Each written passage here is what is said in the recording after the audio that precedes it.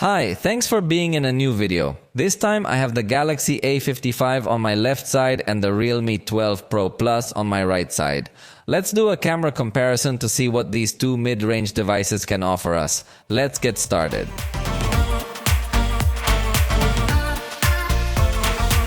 As usual, it's going to be different parameters that we're going to be evaluating. You also let me know in the comments your own score because there are things where we might have different perceptions.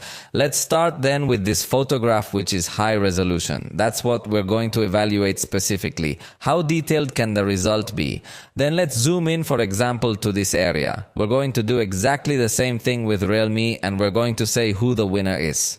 Let's see, I see something very similar in this area. I'm not sure I would give a point just for this area, so let's go to another area. Let's see, over here it seems to me that, well, there are a little bit different interpretations. I think Realme has a little bit more sharpness, which some photographers also consider exaggerated, so it depends on your taste entirely. In this area, notice there's quite a bit of noise. In Samsung there is also noise, but since it doesn't have this super sharpness, I think it doesn't get to be like in so many spots.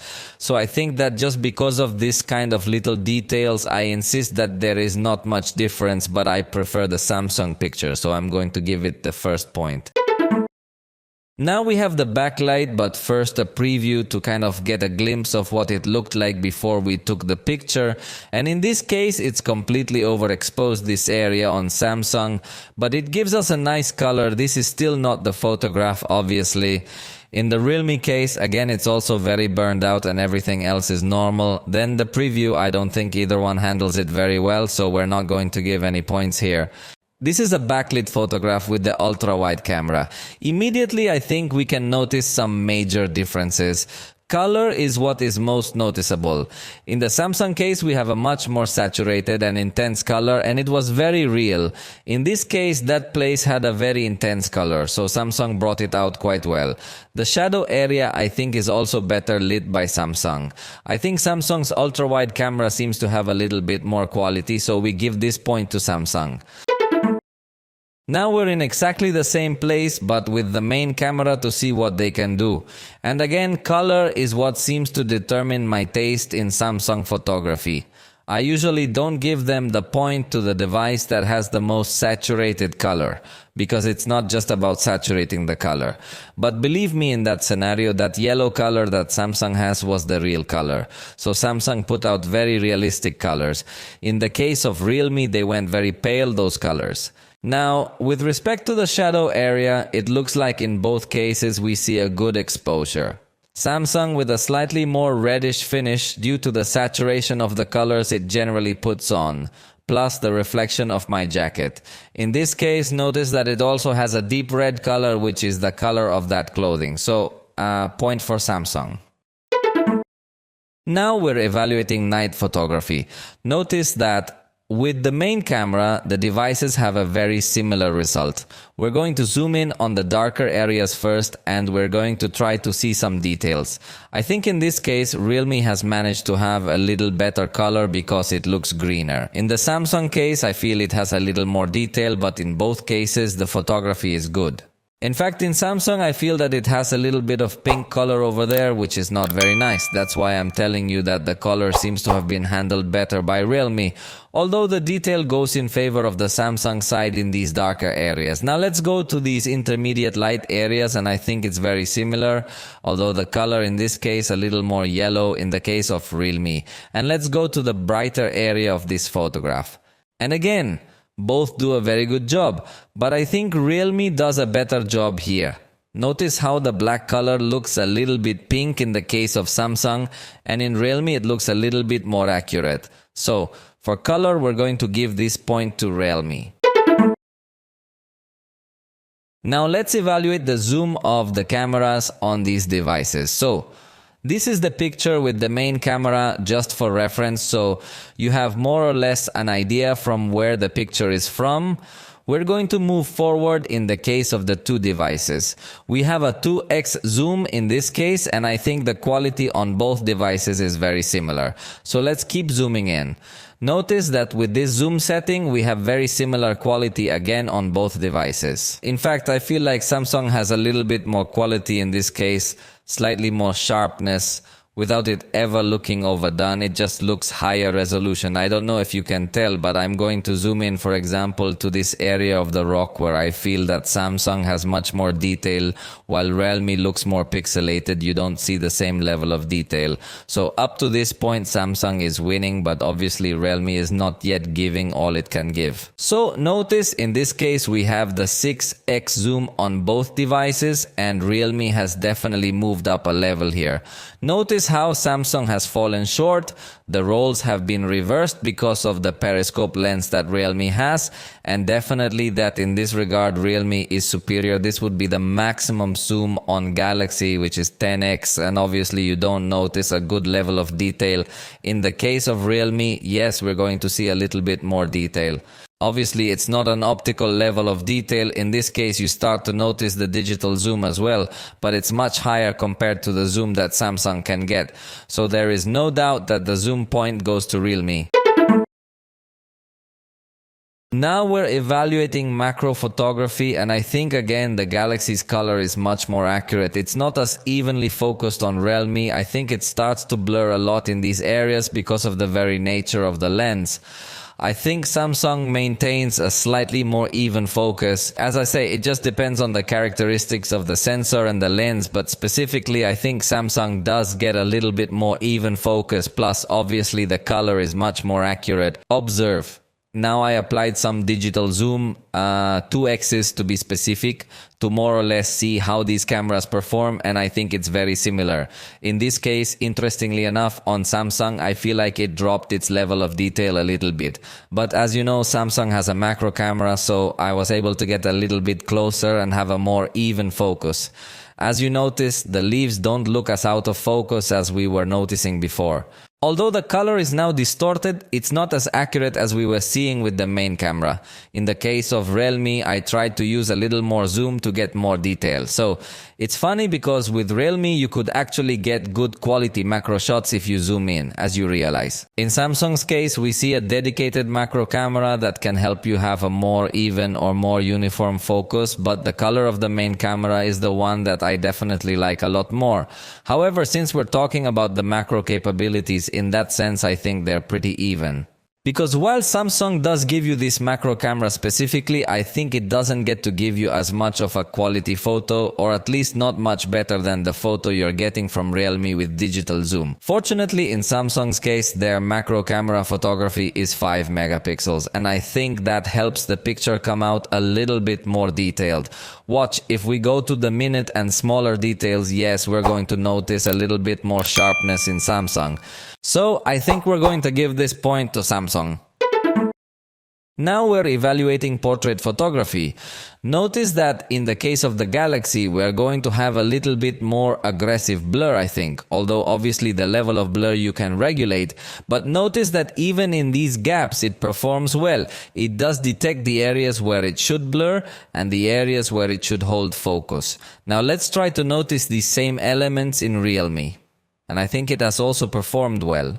The blur in this case is not as aggressive, but I think it's natural because you're using a wide-angle lens. So in terms of the naturalness of the result, I like what Realme achieves much better.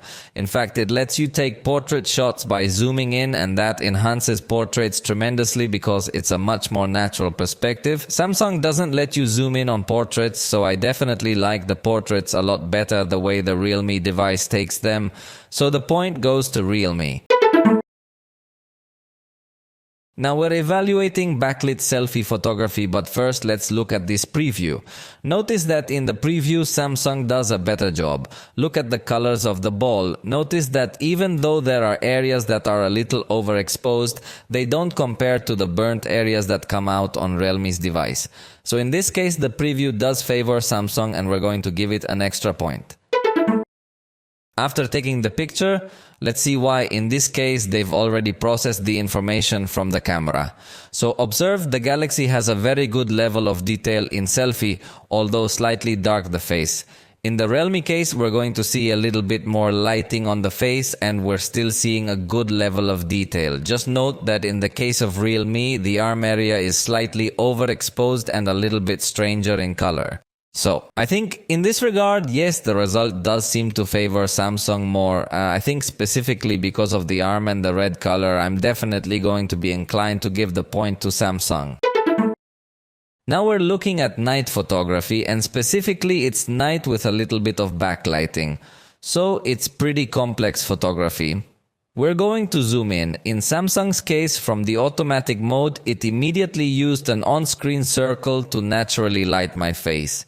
In the case of Realme, it didn't do any of this in auto mode. So definitely notice how the beard detail is maintained in Samsung, whereas in Realme, when trying to remove the noise, it's also removing my beard.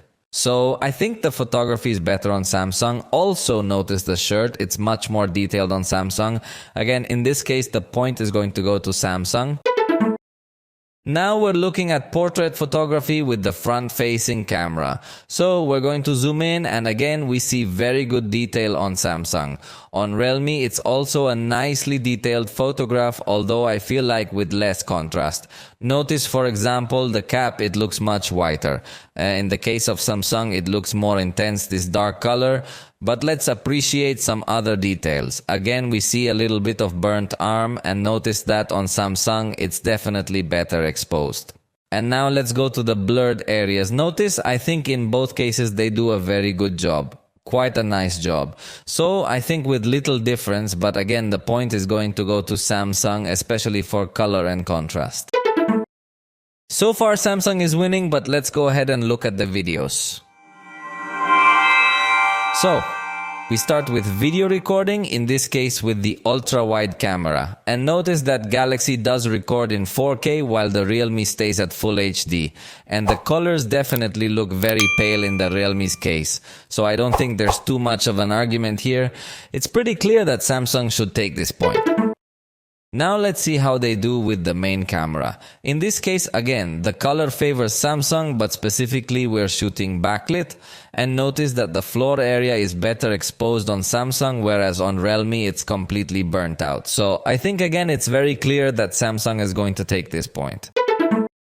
Now we're looking at the result at night, and I don't think either one manages to expose the brighter areas very well in these dark environments, whereas in the darker area both perform well. It seems to me that in the case of Realme, maybe it looks a little more detailed, with very little difference. But they also have difference in focal length, so it's not exactly the same framing. So I think in this case I'm not going to give anyone any points. We're evaluating stabilization, and the first thing you should see is that Samsung has a little bit tighter angle, Realme has a little bit more open angle, but Samsung definitely gives us more stabilization with this tighter angle. And it's definitely a completely superior stabilization, so I think it's very clear also that the stabilization point is going to be taken by Samsung. And this is the super stable mode, and Samsung uses their ultra wide camera, so you see a wider picture, and I think it holds the stabilization well. They both have good stabilization with this mode enabled, but I like that Samsung doesn't do extreme cropping, so it allows you to do wide enough action shots with good stabilization. So again, we're going to give the point to Samsung. Now let's see how they do with the maximum zoom. Notice that even though we have 4K resolution on Samsung, on Realme we're definitely going to have higher optical quality. Realme takes this point even though it doesn't record in 4K with that lens. Now note that Realme does include portrait recording mode, whereas Samsung does not. So regardless of which color I like better on Samsung, in this case we definitely have to give Realme a point for this special background blur mode, which I insist Samsung does not have available. So without a doubt, point for Realme. Now we are evaluating the slow motion, which in both cases is about 120 frames per second. Although notice that even though it's the same resolution, in Samsung I feel a little better detail and better colors as well. Realme looks a little greenish, or both the skin and the wall. But talking specifically about slow motion in terms of capture speed, they look similar, so I'm not giving anyone the point here. However, note that Samsung does have the super slow motion available, which goes at 480 frames per second, albeit for a small chunk of time, but it definitely does get to give you an even more attractive shot in terms of slow motion. So in that regard, yes, I'm going to give it a point for greater super slow motion capabilities. Again, we now see the front-facing camera with these devices, and again we see that Galaxy can indeed record in 4K. Colors are much more accurate. Realme stays at Full HD, and we're going to appreciate in this area that it's against light. I think both devices do a good job of balancing highlights and shadows. Look at this area in backlight. I think they behave very similar, but for color, Samsung definitely beats it, and especially for resolution. So point to Samsung. So, what did you think? I honestly thought it was going to be a much more even comparison, but I feel that Realme's strongest point is zoom and photography at different focal lengths, but color, contrast, sharpness, and many other things I think are in Samsung's favor. So, Samsung has reached a very good level of maturity that simply by giving good color and image treatment, it achieves very good results without the need for such powerful hardware. So let's hope that Realme has some updates to optimize this camera, because it could achieve much better things, but for the moment I would stay in camera with Samsung's device. I hope you liked this video. If you did, you know you can point it out. See you next time.